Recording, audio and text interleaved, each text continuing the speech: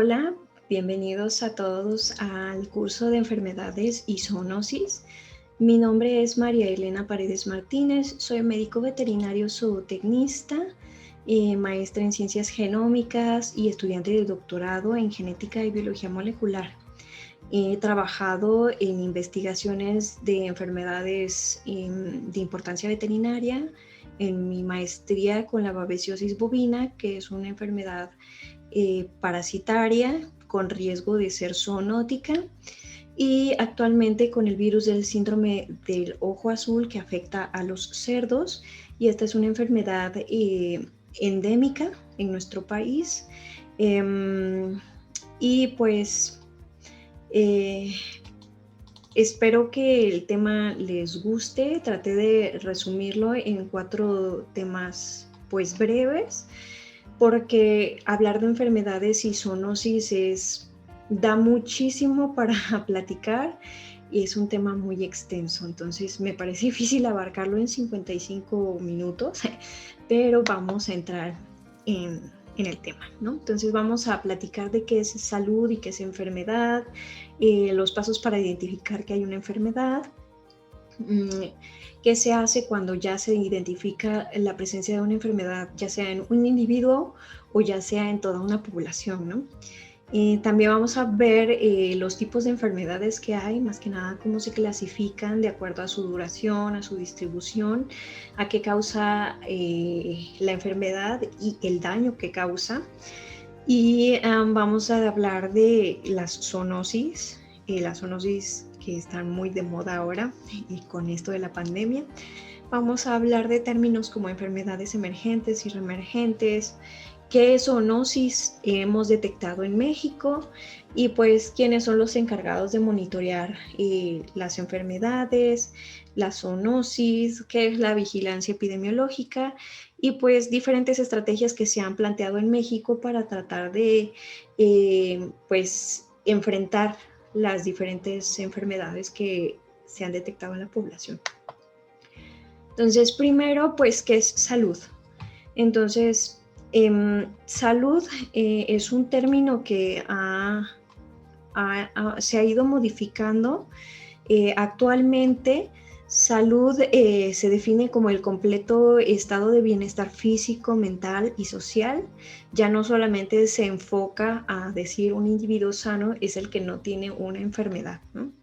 El individuo sano posee salud física, es decir, que todo su cuerpo funciona adecuadamente, cada uno de sus órganos realiza su función como debe, todos sus aparatos y sistemas funcionan como deben, ¿no?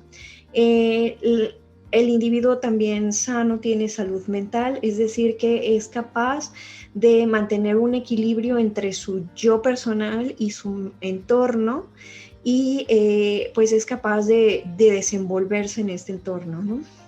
Ahora también se habla de salud social, que es cómo nos llevamos o cómo nos relacionamos con las personas que nos rodean, cuántos amigos tenemos, cómo nos llevamos con nuestro jefe, con nuestros vecinos, con las personas que ni siquiera tenemos frente a frente, ¿no? Incluso con estos tiempos modernos, hasta las personas con las que interactuamos meramente por estos medios de comunicación a distancia, ¿no? Entonces, es la capacidad que tenemos nosotros de interactuar con más personas de esta sociedad, ¿no? Y todos estos rubros de la salud se van a ver influenciados por diferentes elementos. Entonces, el estado de salud de un individuo se va a ver afectado por su nivel social, su estatus económico, su nivel educativo, el ambiente en el que se encuentra, las condiciones de trabajo, ya sean condiciones estresantes, ya sean condiciones de exposición a sustancias tóxicas, qué tanta disponibilidad hay del servicio de salud para esta persona. No es lo mismo una persona en ciudad donde hay a lo mejor hasta 3, 4 clínicas que están equipadas, y una persona que vive en la sierra donde tiene que hacer recorridos de horas para llegar a una clínica, ¿no? También cómo se nos han inculcado las prácticas de higiene impactan en nuestra salud. No todos tenemos los mismos hábitos de aseo y muchas veces también va relacionado con la disponibilidad de los servicios públicos que tenemos, ¿no? No todos tenemos suficiente o la misma cantidad de agua a nuestra disposición, ¿no? De igual forma, la industria de los alimentos procesados, qué tan disponible es, por ejemplo, que en algún pueblo en Chiapas, por ejemplo, sea accesible encontrar un litro de coca y no tan accesible encontrar un litro de leche, ¿no? Todas estas cuestiones, claro que van repercutiendo en la salud de un individuo. Y finalmente, pues, cómo nos llevamos en todo el país en la interacción con la producción, ¿no? La producción de plantas para nuestro alimento, la producción de animales para nuestro alimento, ¿no? Hay mucha gente que no se alimenta adecuadamente porque no le llegan estos productos tan fácilmente y claro que eso va a impactar en qué tanta salud tiene un individuo, ¿no? Pues más adelante que veamos otras clasificaciones de las enfermedades, tal vez nos quede un poco más claro, ¿no? Entonces vamos a pasar a ver qué es enfermedad. De acuerdo a la Organización Mundial de la Salud, la enfermedad es la alteración o desviación del estado fisiológico en una o varias partes del cuerpo por causas que esperamos sean conocidas y van a tener signos y síntomas característicos y pues esperamos nosotros que la evolución de esta enfermedad sea más o menos previsible, ¿no? Por aquí menciona la OMS un concepto que es el estado fisiológico. El estado fisiológico se refiere al funcionamiento normal del cuerpo. Es que cada órgano y cada sistema lleve a cabo su función de manera adecuada. Entonces, cuando no se alcanza ese estado fisiológico, un individuo está enfermo.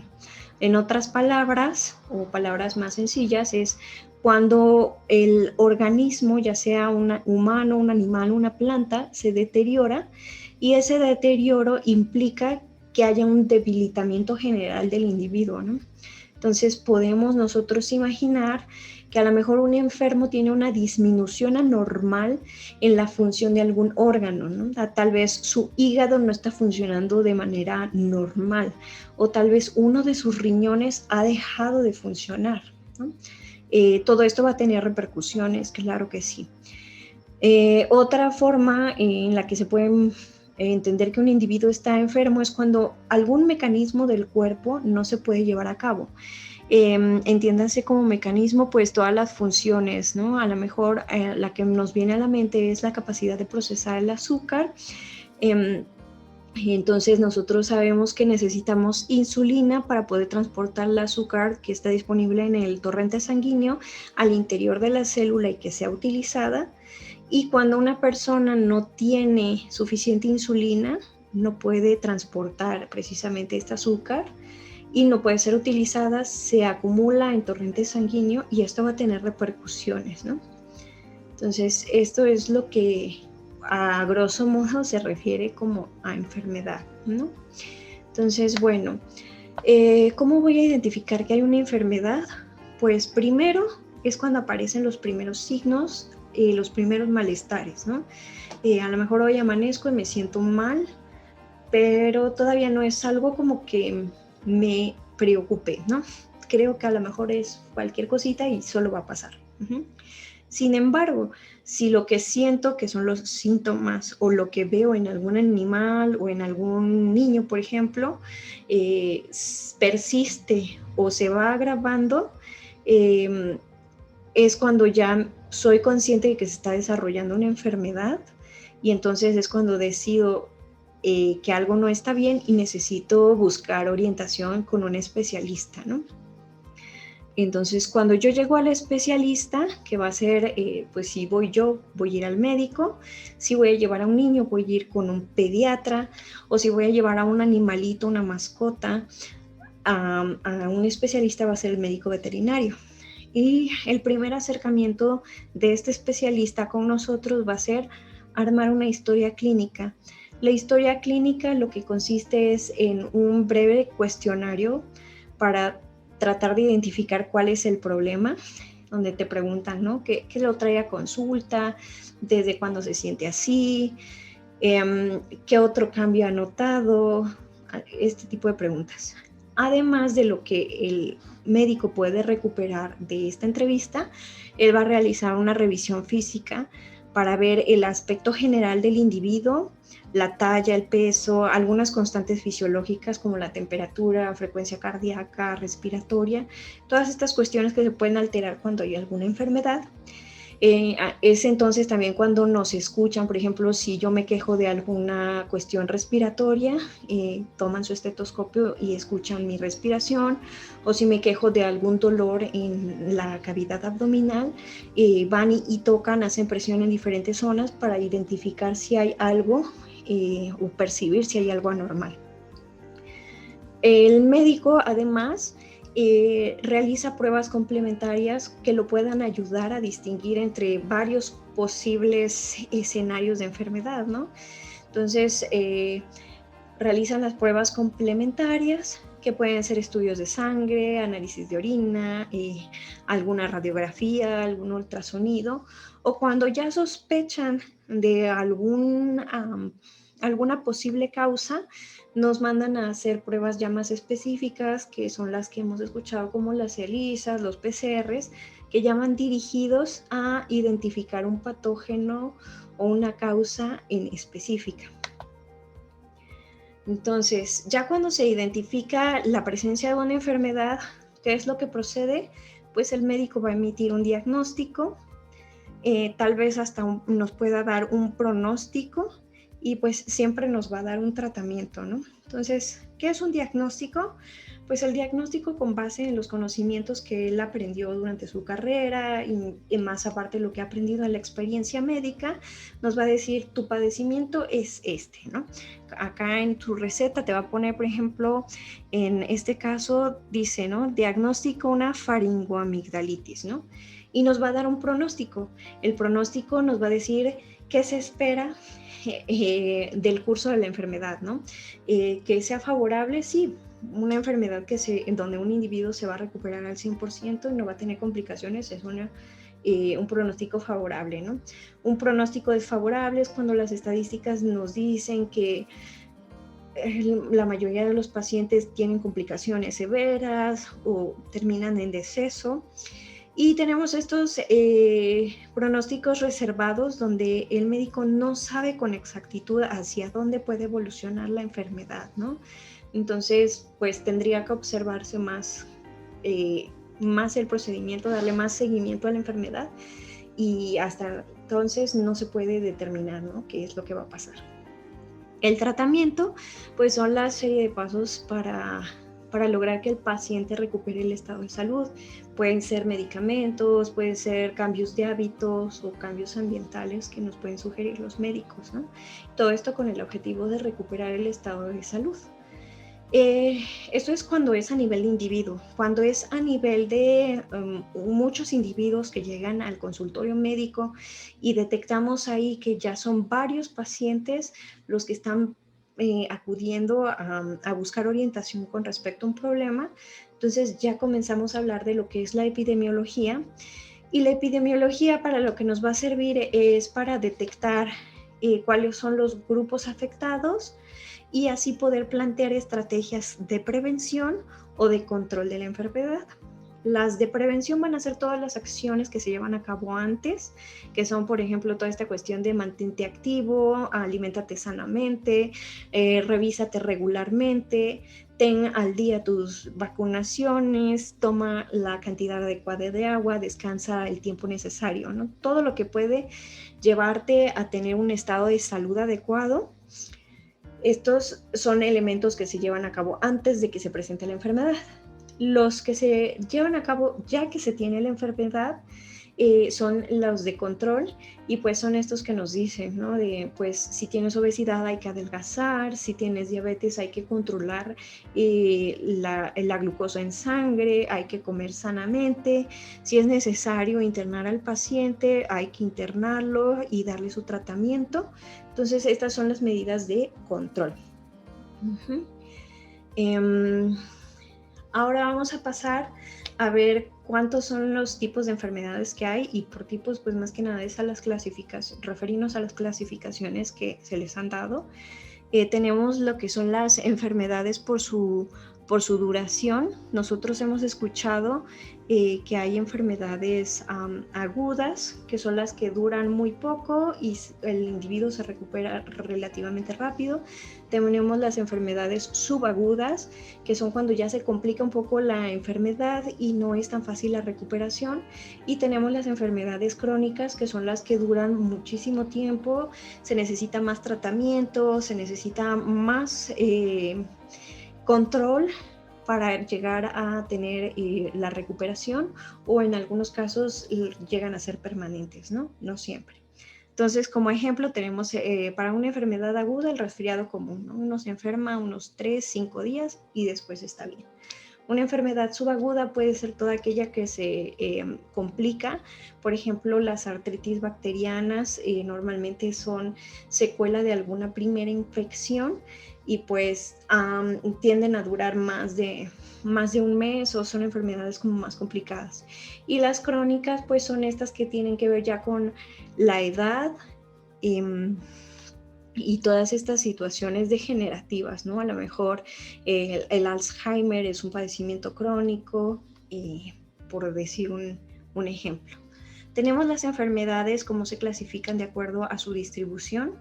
Las esporádicas son las que aparecen en casos aislados, en regiones geográficas aisladas y rara vez, ¿no? Entonces, un ejemplo de este tipo de enfermedades es la hemofilia, por ejemplo, donde a nivel mundial se tienen reportados más o menos 300 casos o menos de un caso por cada 5,000 individuos. O sea, son enfermedades que se presentan muy poco, ¿no?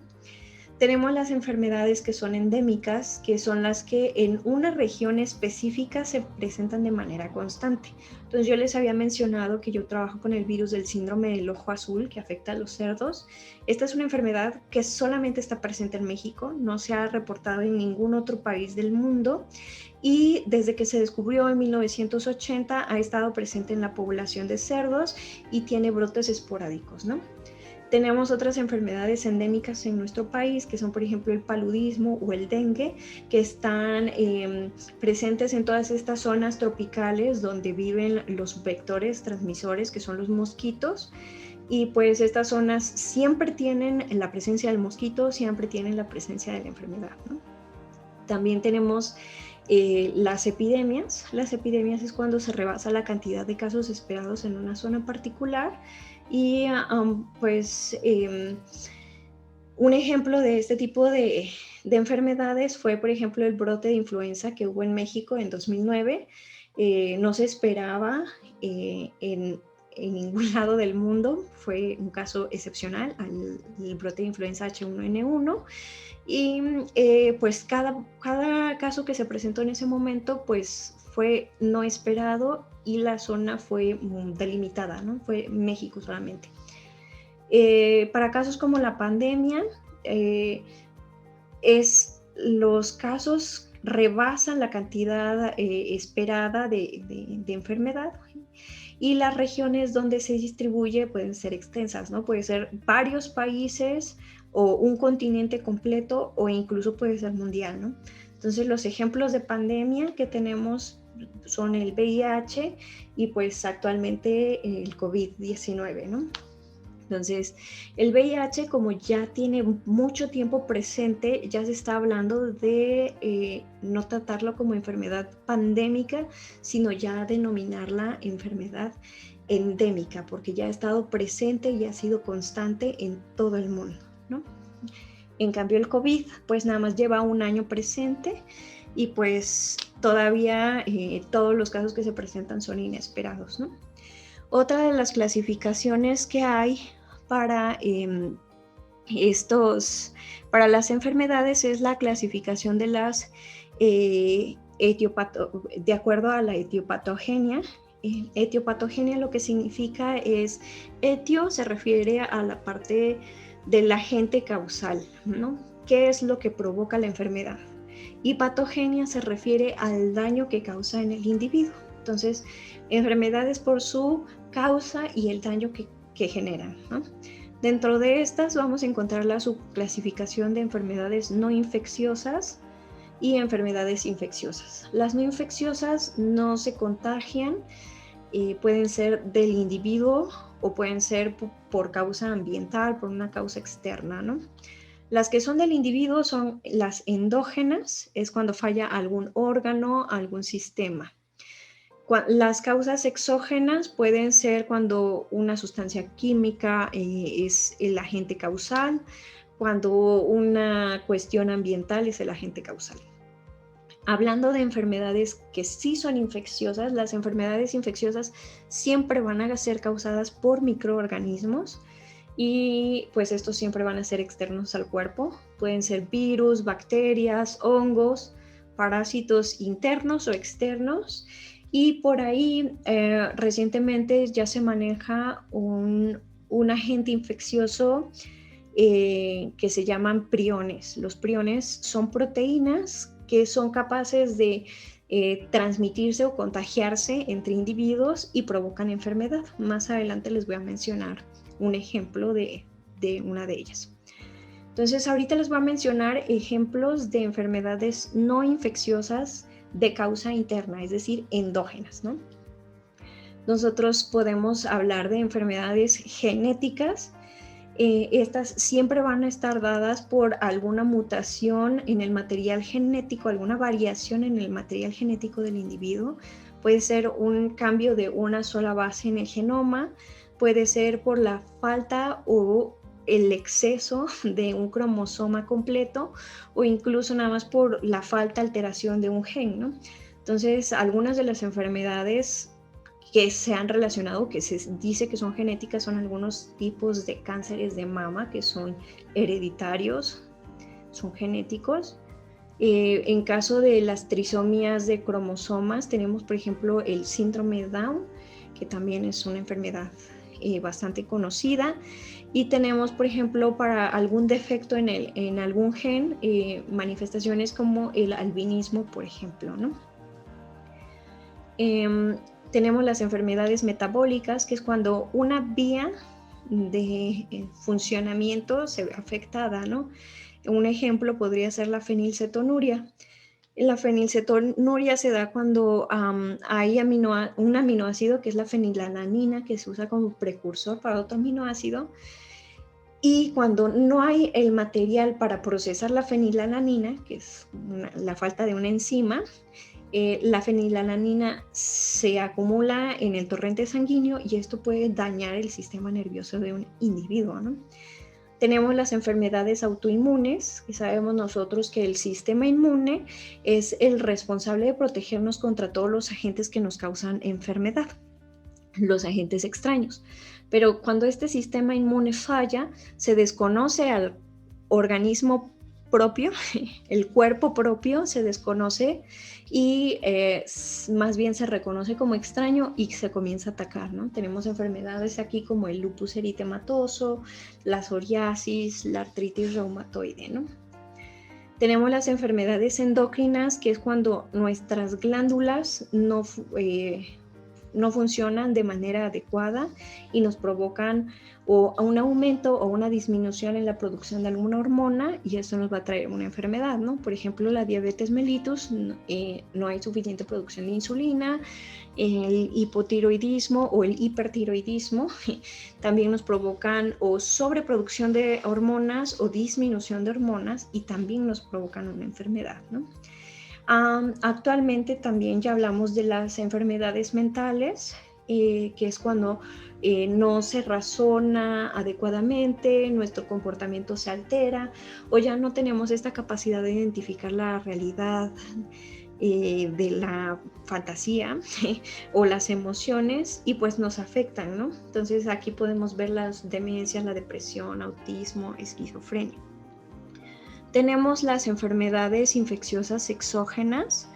Estas son causadas por elementos externos que aquí podríamos tener lo que son las enfermedades traumáticas, que podrían ser lesiones por algún impacto como los golpes, las fracturas. Tenemos las cuestiones ambientales, que pueden ser, por ejemplo, las alergias estacionales, que es como todas las temporadas cuando hay mucho viento y mucho polen, es una cuestión meramente ambiental. Las enfermedades posturales, que ahora por el trabajo, estar sentados, por estar trabajando en la computadora, por ejemplo, tenemos las cuestiones como el síndrome del túnel carpiano. Tenemos las iatrogénicas, que es cuando hay un daño colateral a un tratamiento médico necesario, ¿no? Por ejemplo, cuando se tiene que realizar una amputación en un paciente diabético, es un tratamiento necesario, pero al mismo tiempo le va a causar un padecimiento al individuo, ¿no? Las enfermedades laborales, por ejemplo, que a veces nuestro trabajo requiere exposición a sustancias. En el caso, por ejemplo, de las señoras que se dedican a la cocina y que cocinan en estufas de leña, se ha visto un incremento de cáncer de pulmón y está ligado precisamente a la exposición constante al humo producido por la leña, ¿no? Y las enfermedades nutricionales, que es cuando no tenemos acceso a alimentación de calidad o a todos los elementos necesarios en nuestra alimentación para ser sujetos sanos, ¿no? El ejemplo sería, por ejemplo, el escorbuto, que es cuando nos falta la vitamina C, o la obesidad, cuando tenemos acceso a muchos carbohidratos y no tanto a una alimentación balanceada, ¿no? En cuanto a las enfermedades infecciosas, tenemos aquellas que son provocadas por microorganismos y pues todas estas enfermedades suelen ser contagiosas, ¿no? Tenemos diferentes microorganismos que pueden producirnos enfermedad. Por ejemplo, tenemos las infecciones bacterianas. Nosotros conocemos, por ejemplo, o hemos escuchado hablar de Helicobacter pylori, que es un agente que provoca las gastritis persistentes en las personas. A lo mejor hemos escuchado de Pseudomonas aeruginosa, que son estas bacterias que complican algunas heridas y nos causan infecciones. Tenemos infecciones virales, pues por ejemplo algunos agentes virales conocidos, pues la influenza H1N1 que les mencionaba hace rato, pero tenemos también por ejemplo el virus de rabia. Acá, como les estoy mostrando en las imágenes, ustedes pueden ver que el virus de la rabia puede afectar a humanos, pero también puede afectar a animales. Tenemos elementos o microorganismos como los hongos que también pueden afectar a humanos y a animales. Entonces hay infecciones provocadas, por ejemplo, por Candida auris o por Candida albicans, que nos provocan estos parches rojos y pues cuando los detectamos es cuando acudimos al médico y nos diagnostica con una infección por hongos, ¿no? Los parásitos internos, nosotros hemos escuchado en la televisión, en el radio, de la teniasis, que es la enfermedad producida por la Taenia solium, que es un parásito, un gusano que vive en el aparato digestivo de humanos y también de animales. Tenemos la amibiasis, que es producida por entamoeba histolítica, ¿no? Que generalmente nos provocan enfermedades gástricas, ¿no? También podemos encontrar los parásitos externos, como podemos ver aquí en esta imagen. Tenemos un niñito que tiene una garrapata y tenemos acá una vaca que también tiene garrapatas, ¿no? Estos son parásitos que actualmente también tienen muchísima importancia, más que nada porque son transmisores de enfermedades, ¿no? Actualmente ya se manejan enfermedades como la enfermedad de Lyme y pues por ejemplo la babesiosis que les mencionaba que yo he trabajado también es transmitida por garrapatas, ¿no? Entonces esos son los parásitos externos. Les mencionaba hace rato los priones. Los priones no son microorganismos como tal, son proteínas que están plegadas o conformadas de manera anormal y que por sí solas, por contacto, pueden producir proteínas que estén también mal conformadas. Entonces, pues entrar en contacto con estas proteínas nos hace pues susceptibles a adquirir la enfermedad que provocan, ¿no? Entonces, una enfermedad que nosotros hemos escuchado es la enfermedad de las vacas locas. Esta es provocada por priones y hay una variante que se ha detectado en humanos que es la enfermedad de Creutzfeldt-Jakob. Esta enfermedad, pues su manifestación es pues pérdida de la función cerebral adecuada. Se tiene pues se tienen demencias relacionadas a estas enfermedades y son transmitidas por estos priones, ¿no? Entonces, también afectan a animales como las vacas y también afectan a los humanos, ¿no? Entonces, aquí con esta diapositiva lo que quiero comenzarles a mostrar es precisamente esta parte donde tanto humanos como animales tienen capacidad de ser afectados por estos microorganismos que causan enfermedad. De esta manera, vamos nosotros a pasar a qué son las zoonosis. Entonces, la Organización Mundial de la Salud nos ha dicho que cualquier enfermedad que de manera natural se puede transmitir entre animales vertebrados y el humano es una enfermedad zoonótica. Ahora ya se ha modificado un poco o se ha ampliado más este concepto de manera de que no solo es la transmisión de los animales al hombre, sino que del hombre al humano, al animal, perdón, también es una enfermedad zoonótica, ¿no? Las zoonosis están adquiriendo muchísima importancia en estos tiempos actuales porque cerca del 70% de las enfermedades infecciosas que afectan al hombre son zoonosis, ¿no?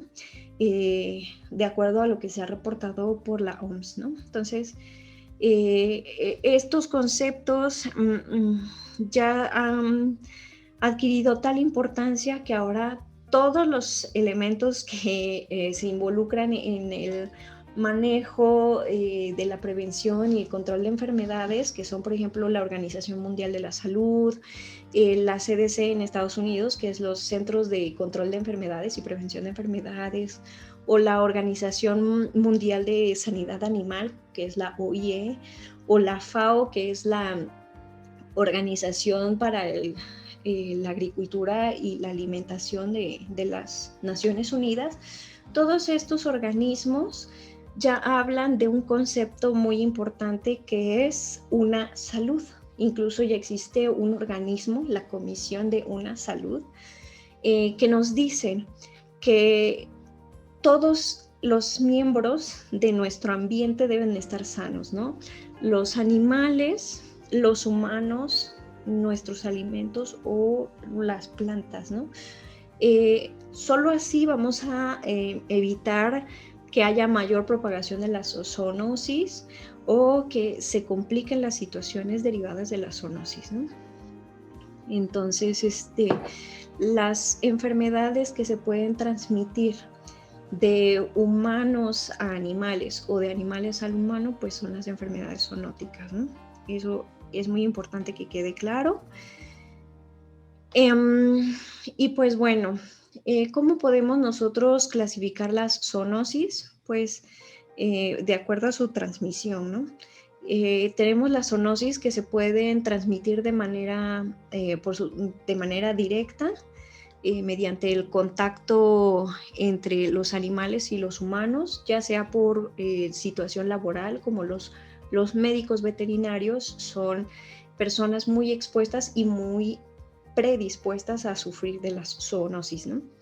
Pero también tenemos que cada vez el humano, por la explosión demográfica, va ampliando sus ciudades y va invadiendo los hábitats de animales en vida silvestre. Entonces se dan más contactos entre animales silvestres y humanos, y esto también pues nos genera transmisiones directas de zoonosis, ¿no?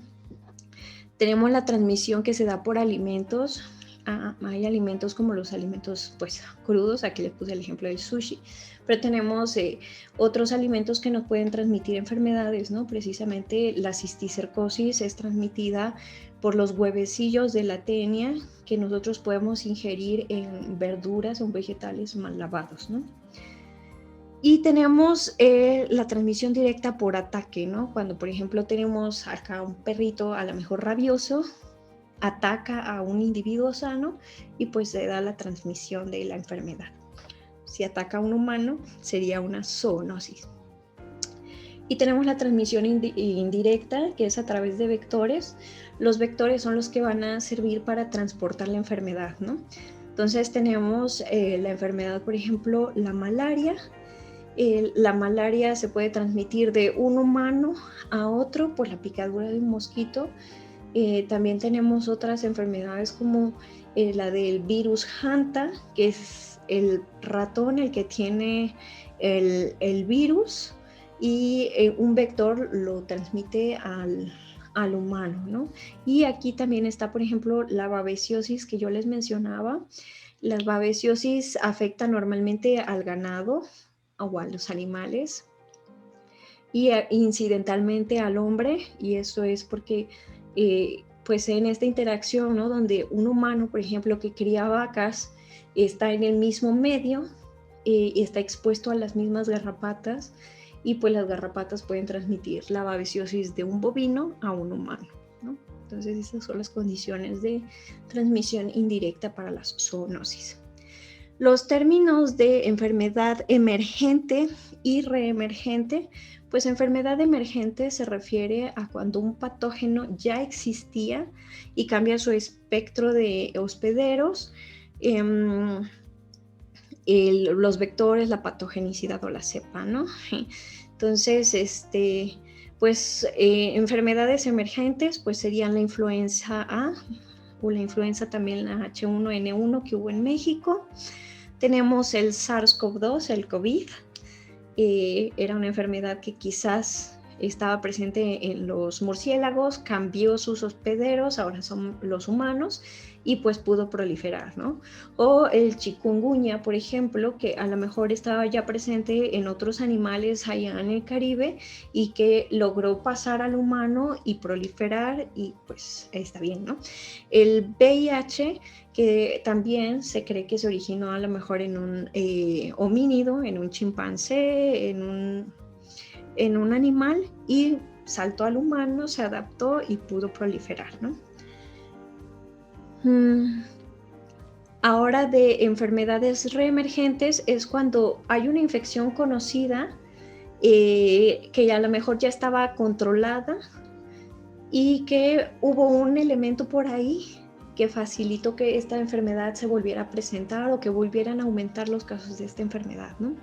Entonces, un ejemplo de enfermedades reemergentes podrían ser, por ejemplo, la tuberculosis.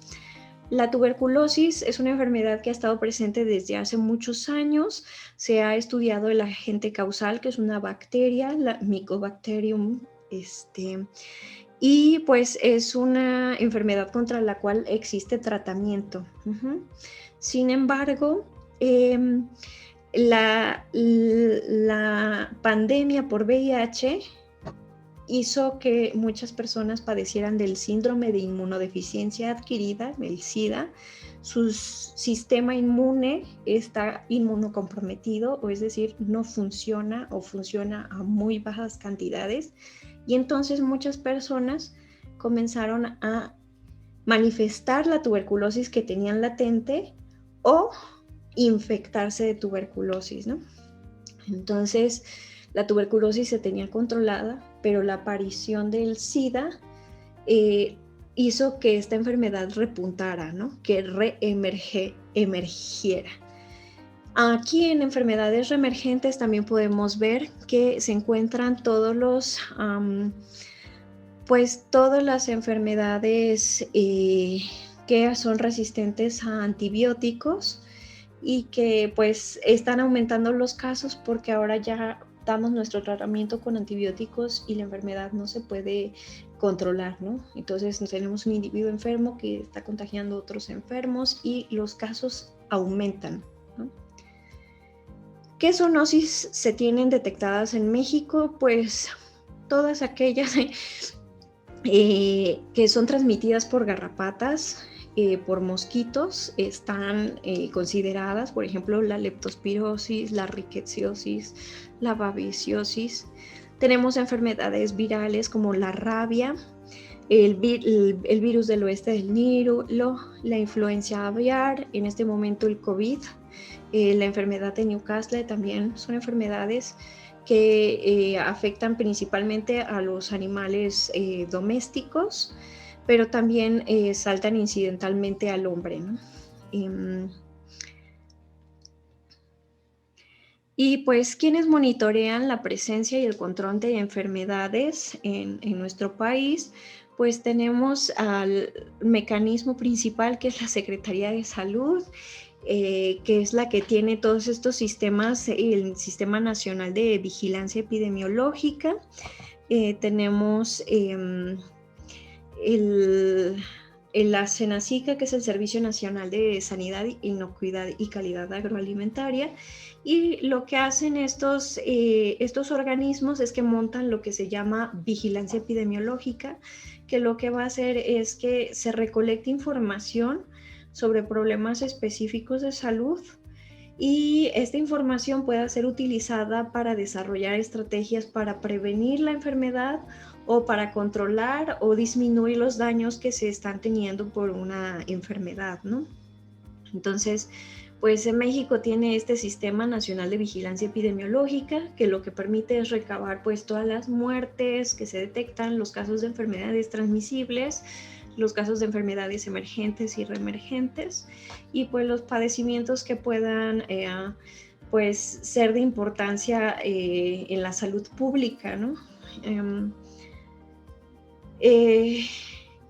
Todas estas cuestiones de la vigilancia epidemiológica no serían suficientes o no serían eficientes si no se establece un mecanismo o una acción a partir de ellas, ¿no? Entonces también tenemos las normas oficiales mexicanas, aquí son muchísimas, yo les estoy poniendo aquí unos ejemplos para que vean que hay regulación, hay leyes que nos dicen cómo actuar frente a la presencia de estas enfermedades, ¿no? Tenemos las normas que competen al sector salud, que son las SSA.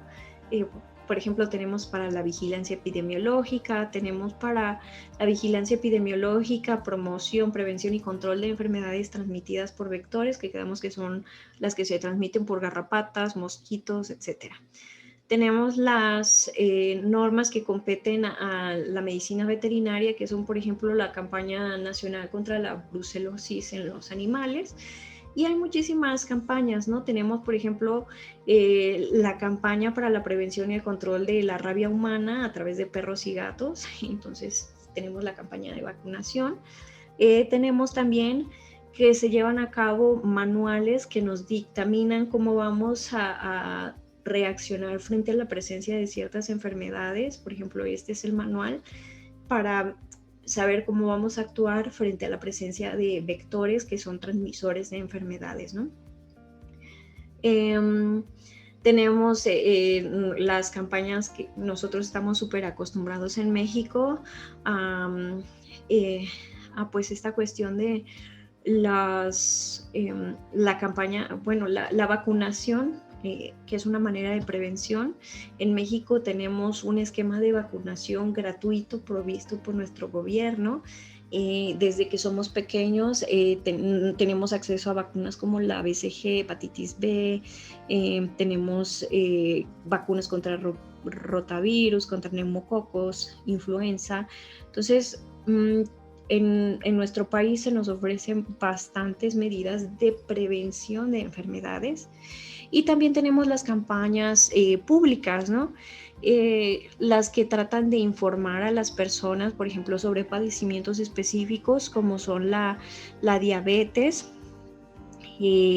Queremos que la gente sepa cuáles son las características, qué es lo que sienten y por qué deben buscar atención. Y actualmente ya no solo nos interesa que se enfoquen en conocer el padecimiento, sino en cómo prevenirlo, ¿no? Entonces cada vez tenemos más campañas que nos dicen, por favor, realiza una actividad física, cuánto tiempo se recomienda de actividad física para niños, para adultos y qué beneficios va a traer para la salud de un individuo, ¿no? Para disminuir la incidencia de enfermedades, ¿no? Tenemos todas estas informaciones sobre, por ejemplo, los cánceres, por ejemplo, el cáncer de próstata en los hombres, que es la primera causa de muerte por cáncer en hombres, o el cáncer de ovario, que es la séptima causa más frecuente de decesos en mujeres en todo el mundo, y pues en México es la tercera causa de cánceres ginecológicos, ¿no? Todas estas son, por ejemplo, informaciones que están disponibles a través de infografías, a través de los portales de la Secretaría de Salud, a través de las campañas publicitarias en medios de difusión masiva como la televisión, el radio, las redes sociales. Actualmente o este año se ha visto el etiquetado de advertencia, ¿no? Que es esto de exceso de sal, exceso de sodio, exceso de azúcares, exceso de grasas, todo eso. Tenemos estas campañas también para disminuir el consumo de sustancias peligrosas o de la disminución de los hábitos poco saludables, que es el consumo de cigarros.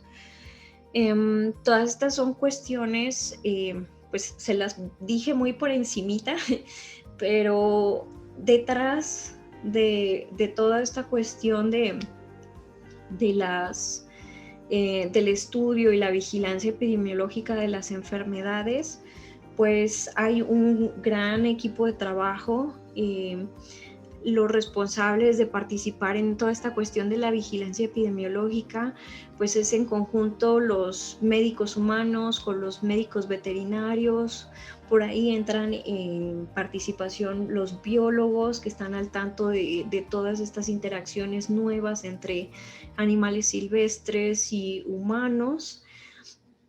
Entonces, detrás de todo lo que nosotros vemos hay como que un equipo de trabajo, hay un esfuerzo, hay un análisis de las necesidades de la población en específico y pues yo lo que quiero que les quede a ustedes o que se les pueda aportar a ustedes es precisamente que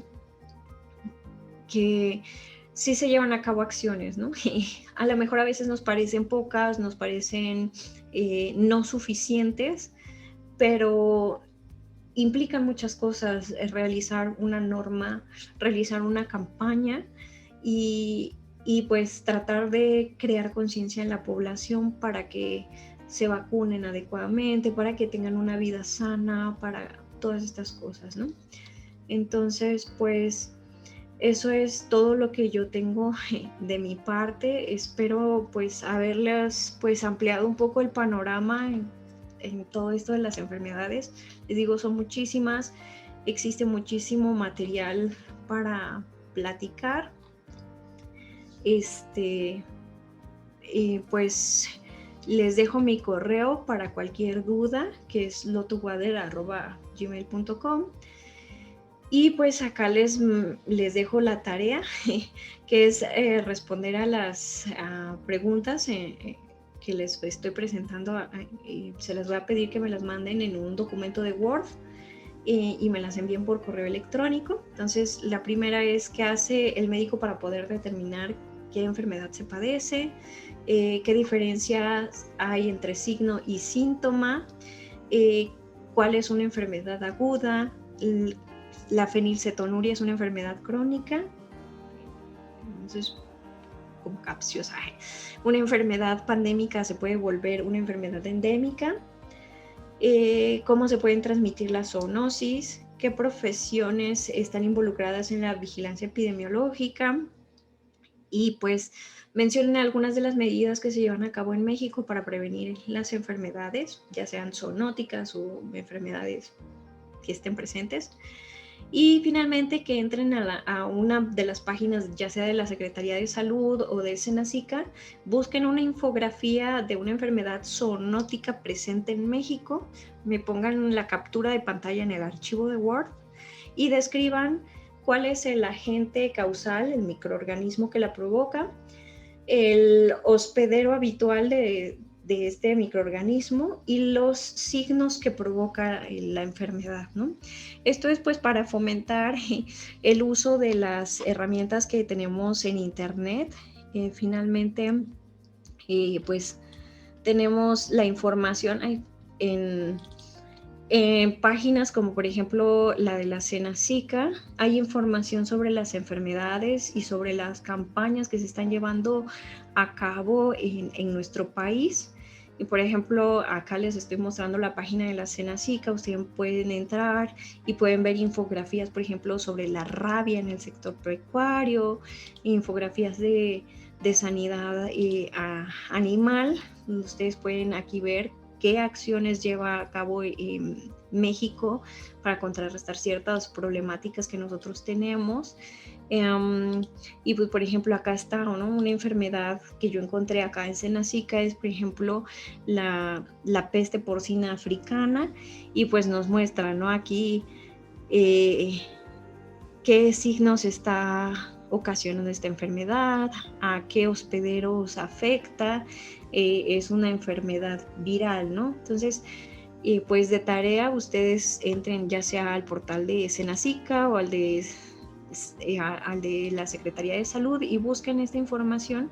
Les digo, es como para que ustedes vayan viendo qué información pueden sacar de fuentes oficiales que son como más fidedignas que otras fuentes que luego tienen mayor difusión, ¿no? Entonces, pues bueno, eso es todo de mi parte.